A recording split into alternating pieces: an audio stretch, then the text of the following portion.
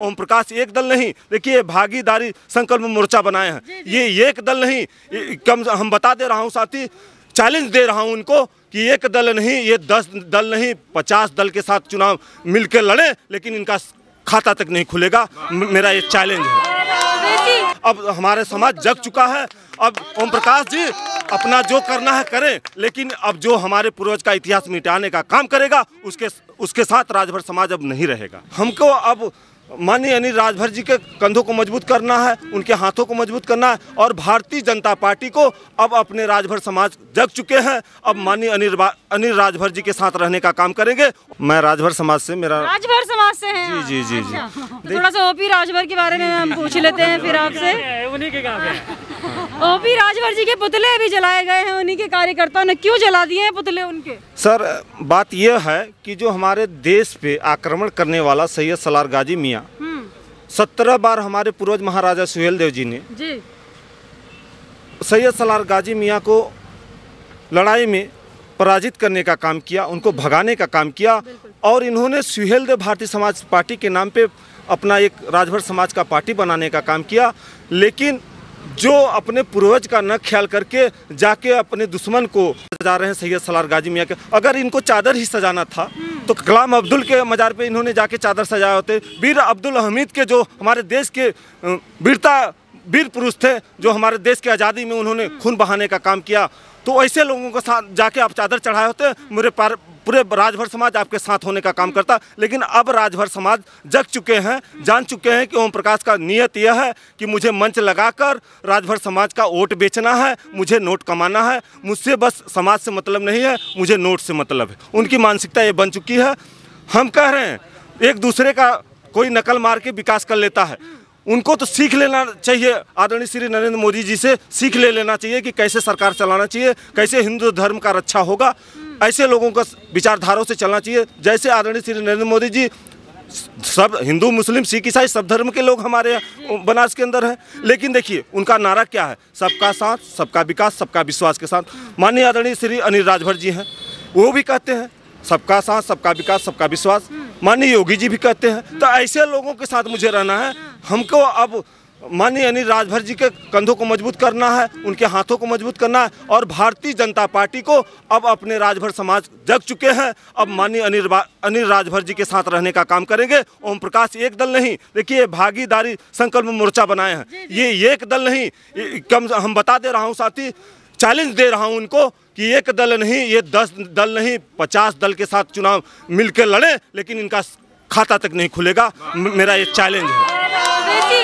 ओवैसी के साथ अभी गठबंधन कर रहे हैं, आम आदमी पार्टी से पूछ रहे हैं, लेकिन बीजेपी को कह रहे हैं कि बीजेपी से बिल्कुल बात नहीं करेंगे, बीजेपी के साथ बिल्कुल नहीं चलेंगे। देखिए सर, ये तो कहते हैं बीजेपी को डूबती हुई नैया है, इनको तो पता नहीं है कि ये कागज की नैया बना के समाज को किस तरह बहका रहे हैं। इनको ये तो कल लगे हैं पैसे कमाने में, और दूसरे को कहते हैं, अपने झूठ बोलते हैं, कभी गुंडा बन जाते हैं, कभी गब्बर सिंह बन जाते हैं, और राजभरों को अपने समाज से दारूबाज, पूरे पूर्वांचल के अंदर दारूबाज और भर बानर कह के अपने पूर्वांचल में साबित करके पूरे भारत देश में बता दिया है कि राजभर समाज भर बानर के जात है और दारूबाज है। जितना आदरणीय श्री नरेंद्र मोदी जी विकास के लिए पैसा उत्तर प्रदेश में देते हैं, उतना राजभर का बेटा शराब पी के पेशाब कर देता है। ये बताइए कोई अच्छी बात है? अगर एक भाई गलती करता है तो एक भाई उसको ढकने का काम करता है, लेकिन श्री माननीय ओम प्रकाश राजभर जी ने अपने समाज को ऐसे गंदे संदेश दिए हैं, तो ऐसे लोगों के साथ अब हम लोगों को समाज नहीं रहेगा। अब हमारे समाज जग चुका है।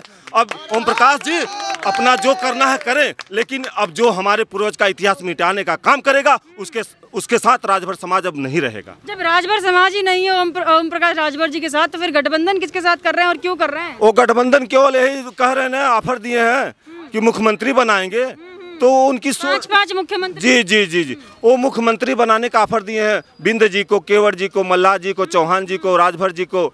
ऐसे इनका ये सोच है मैडम कि हमको केवल वोट बेचना है, किसी भी छोटे छोटे दल को मिला के किसी तरह। यार हमारा ये मानसिकता बन चुका है कि 2 करोड़ 4 करोड़ हमको हर चुनाव में, चाहे विधानसभा का चुनाव हो, चाहे जिला पंचायत का चुनाव हो, चाहे बीटीसी का चुनाव हो, चाहे ग्राम प्रधानी का चुनाव हो। मैं उनके घर का बगल का रहने वाला हूँ, 10 मीटर की दूरी पे मेरा घर पड़ेगा।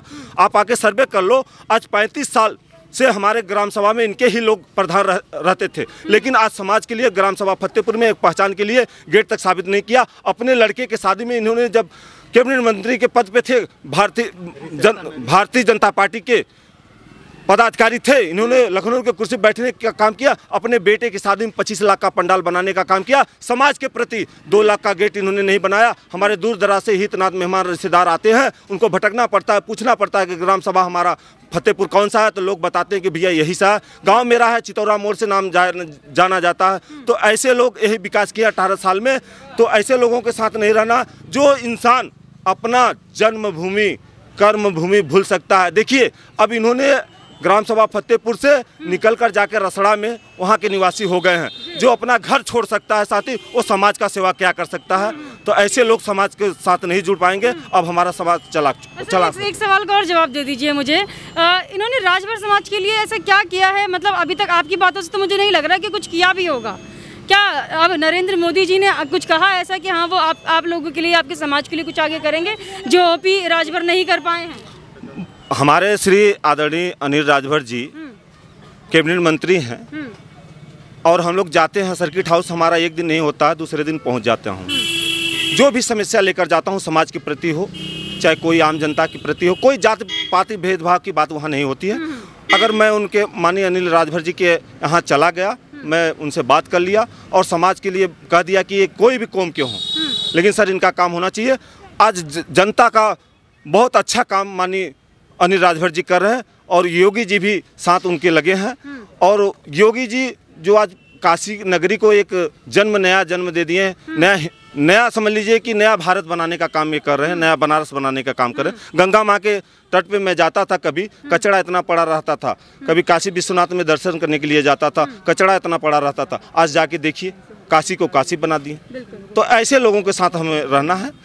अब अनिल राजभर जी के साथ रहना। और अनिल राजभर जी हमारे एकदम सक्रिय हैं, समाज के प्रति काम करने के लिए अलर्ट रहते हैं। और हम आधी रात हो, चाहे पिछली रात हो, चाहे कभी भी हो, मैं फ़ोन करने के बाद हमारे समाज का उन्होंने न्याय करने का काम करते हैं। तो क्या ओपी राजभर जी अब नहीं है लाइन में? क्या उनको बिल्कुल अलग कर दिया? लाइन क्लियर हो चुका है।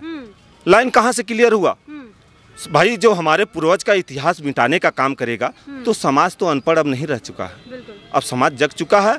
अब आने वाले 2022 में समाज जनता खुद बता देगा कि ओपी जी क्या गठबंधन की सरकार बना रहे हैं कि ठगबंधन की सरकार बना रहे हैं। जी, तो उन्होंने भटकाने का काम किया है, यानी कि राजभर जी 18 साल भटका ही रहे थे समाज का ना।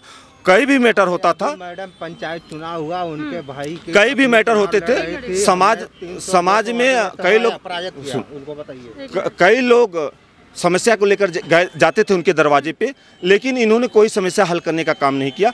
आज हमारे ग्राम सभा फतेहपुर से हम लोग 6 कैंडिडेट ग्राम प्रधान के चुनाव लड़े थे। सुहेल देव भारतीय समाज पार्टी के राष्ट्रीय अध्यक्ष के भाई ओम प्रकाश राजभर जी के भाई राम लखन जी की पत्नी रीता देवी, और हमारे समर्थक कैलाश राजभर की पत्नी सुषमा देवी, ओम प्रकाश राजभर के भाई की पत्नी 325 वोट पाने का काम किया। और हमारे जो समर्थक थे 568 वोट से उनको पराजित किया। और मैं चैलेंज दे रहा हूं ओम प्रकाश जी को कि अब भटकाना छोड़ दें, समाज को बलगलाना छोड़ दें। मैं उनको चैलेंज दे रहा हूं कि ग्राम सभा फतेहपुर में आकर एक सदस्य चुनाव नहीं जीत पाएंगे। और आप दूर का ढोल सुहावन होता है, तभी लोगों को नहीं पता है, धीरे धीरे सब पता चल जाएगा उनके विषय में, उनकी सारी इतिहास खुल जाएगी, पन्ना खुल जाएगा। तो समाज अब जग चुका है। अब ज़्यादा हम नहीं कुछ कहेंगे। आपको धन्यवाद।